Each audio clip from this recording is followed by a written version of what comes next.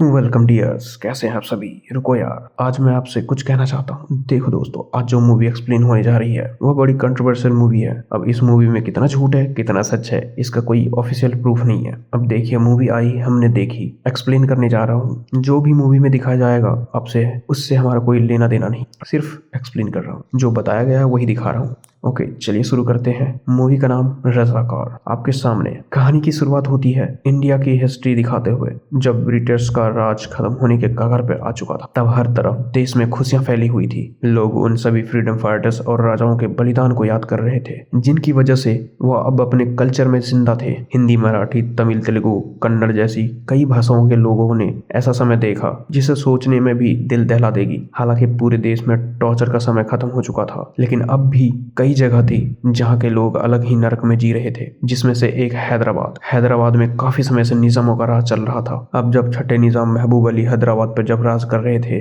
तब सब कुछ ठीक था। सभी लोगों को अपने कल्चर को फॉलो करने का मौका मिल रहा था और सभी अपने कल्चर को खुलेआम मना सकते थे। पर लोगों के लिए खुशी ज्यादा समय तक टिकी नहीं। जब महबूब अली खान की मौत हुई और साथ में निजाम उस्मान अली खान ने हैदराबाद को संभालना शुरू किया, उसका यह मानना था कि वह अल्लाह का सेवक है और उसके हिसाब से उसे अल्लाह की रक्षा करने के लिए धरती पर भेजा गया है। जहां उसके मन में इस्लाम की रक्षा का मतलब था कि हैदराबाद में सिर्फ इस्लामियत फैली रहेगी, और इसके लिए उन्होंने अपनी एक फौज बनाई थी जिसका नाम था रज़ाकार, जिसे इंसान के नाम पर एक जानवर संभालता है और उसका नाम है काजिम रजवी। काजिम का टॉर्चर किसी इंसान के लिए देख पाना बहुत ही मुश्किल था। उसने हर जगहों पर धार्मिक स्थल तोड़कर मस्जिद बनाई, 12,000 से ज्यादा लोगों को इस्लाम में जबरदस्ती कन्वर्ट किया, जिसके साथ निजाम ने भी हर जगहों के नाम पर इस्लाम से जुड़े हुए नामों पर रख दिया। कासिम के टॉर्चर का एक एग्जाम्पल हमें शुरुआत में ही देखने को मिलता है, जहां कुछ लोग मिलकर निजाम और ब्रिटिश के अत्याचारों के खिलाफ आवाज उठा रहे थे, क्योंकि अब भी ब्रिटिश पूरी तरह से भारत से गए नहीं थे कि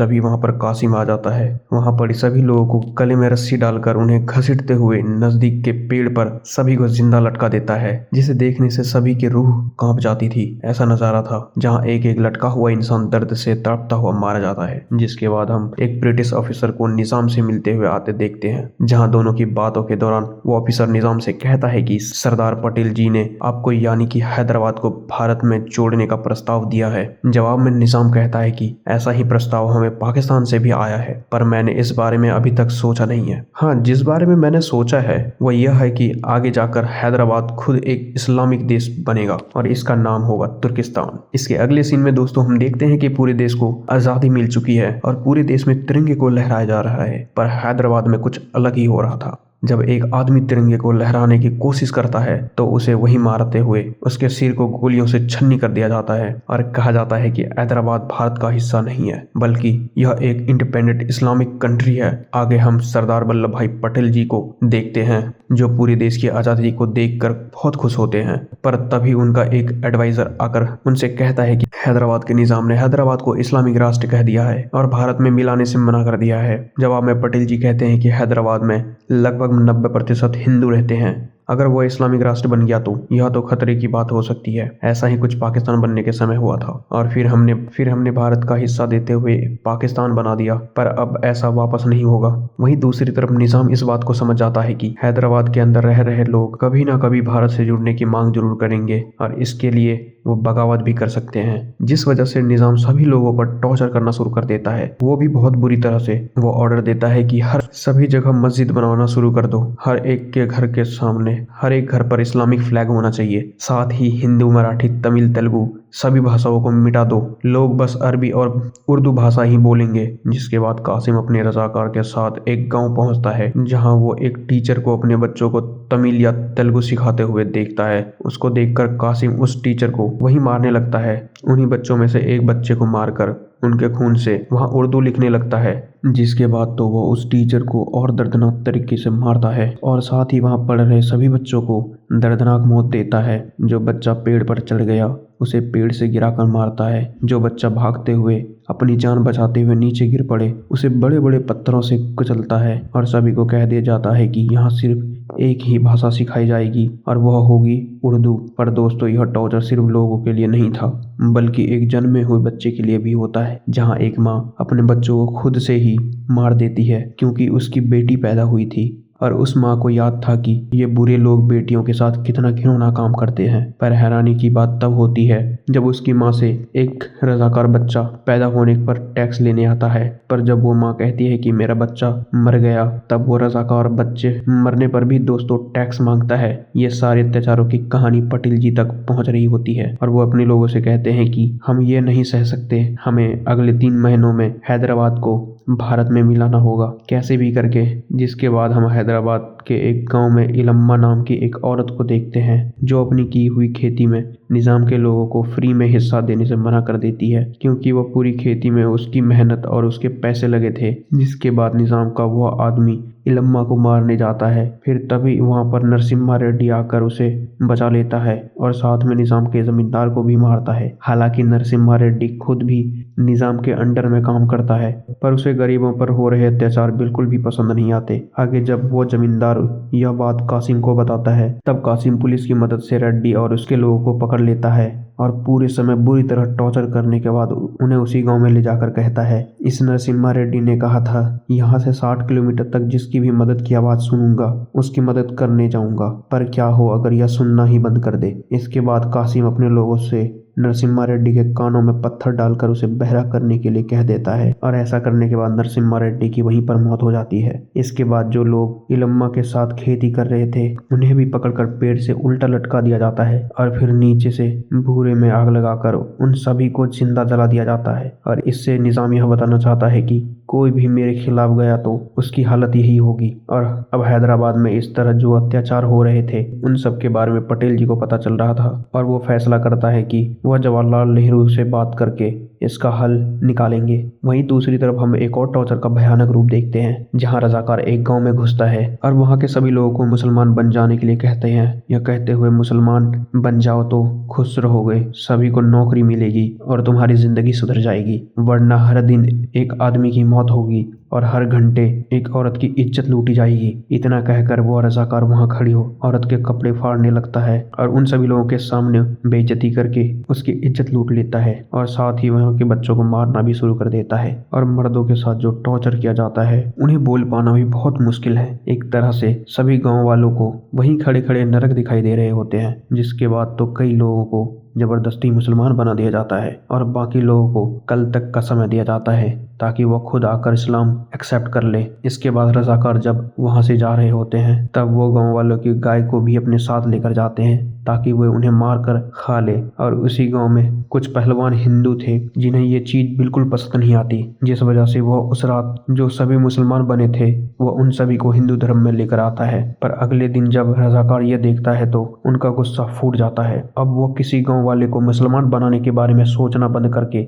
सभी गाँव वालों को वहीं पर मारने लगता है और किसी को जलाकर तो किसी को शूट करके सभी को मौत का घाट उतार दिया जाता है। आगे हिंदुओं को एक साथ लाने के लिए एक बड़े टावर के सामने कई हिंदू पंडित पूजा हवन करना शुरू कर देते हैं ताकि हिंदू कन्वर्ट ना करे, खुद को और धर्म ना छोड़े। पर जैसे रजाकार की नजरें वहां पड़ती है वहां भी दोस्तों कत्ले आम शुरू हो जाता है। ये सभी बातें पटेल जी तक पहुंच रही थी और अभी भी इन्हें बर्दाश्त करना बहुत मुश्किल हो रहा था, जिस वजह से पटेल जी नेहरू जी के पास मदद मांगने के लिए गए ताकि इंडियन आर्मी हैदराबाद को इंडिया में मिला पाए और ये सारे टॉर्चर खत्म हो जाए। पर नेहरू जी हैदराबाद पर हमला करने से मना कर देते हैं, यह कहते हुए कि हैदराबाद निजाम के हैं और वो उनकी राय है कि हमारे साथ मिलाना नहीं चाहते। अगर हमने जबरदस्ती की तो पाकिस्तान जैसा ही हाल यहाँ पर हो जाएगा। और रही बात टॉर्चर की तो यह तो कहीं सुनी बात है, इसका कोई ऑफिशियल रिपोर्ट नहीं है कि वहाँ सच में हिंदुओं के खिलाफ गलत हो रहा है या फिर नहीं। यह बातें सुनकर पटेल जी निराश होकर चले जाते हैं। जिसके बाद पटेल जी के एडवाइजर के पास एक आदमी आ जाता है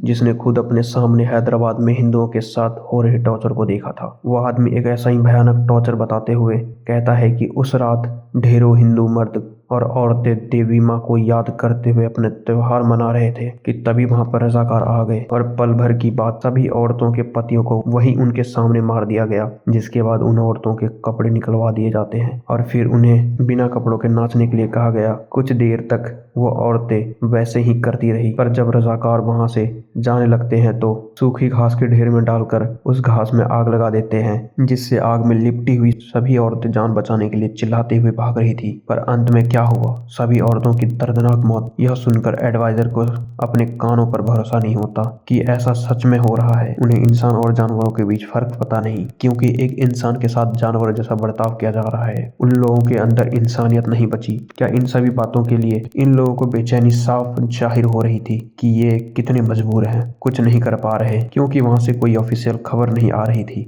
और इसका एक कारण है कि हैदराबाद के सभी न्यूज रिपोर्टर्स निजाम के अंडर में हैं, इसलिए वो उन्हें अपने खिलाफ कुछ भी लिखने नहीं देते। आगे हम एक और आवाहन देख पाते हैं, जहां गांव में एक बच्ची अभी भी मैच्योर हुई थी और उसे पीरियड आए होते हैं, और देश में कई जगहों पर लड़की के पहले पीरियड को सेलिब्रेट किया जाता है, जिस वजह से उन बच्चों के घर वाले और वहाँ के सभी लोग इसको सेलिब्रेट कर रहे होते हैं कि तभी वहाँ पर एक रजाकार आ जाता है और इस बच्ची को उठाकर अपने साथ ले जाने लगता है, यह कहते हुए कि अब ये बच्ची नहीं रही। तभी सभी गांव वाले उस रजाकार से उसकी बच्ची को छोड़ने के लिए कहते हैं, पर जब वो उसकी बात नहीं सुनते तो उस रजाकार को सभी लोग मिलकर बहुत मारते हैं और वो वहां से भागते हुए कहता है कि मैं कुछ ही देर में इस पूरे गांव को राख कर दूंगा। जिसके बाद बहुत सारे रजाकार को लेकर उस गांव पहुंचता है और सबसे पहले वहां के सभी मर्दों को मार देते हैं और अपने लोगों से कहता है कि अब यहाँ की औरतों के पति जिंदा नहीं है, यानी कि अब ये औरतें तुम्हारी ही पत्नी है, जाओ जो करना है कर लो इनके साथ। इसके बाद जिस बच्ची के लिए इतना सब कुछ हुआ था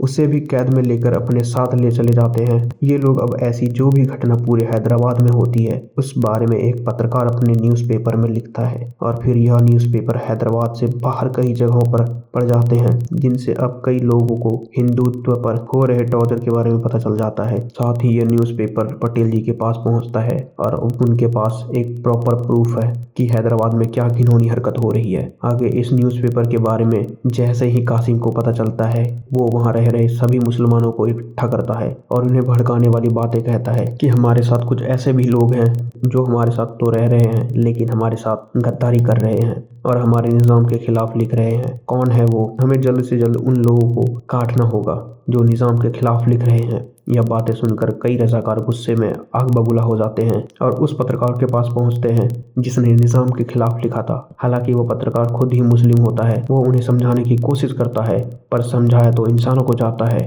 जानवरों को नहीं।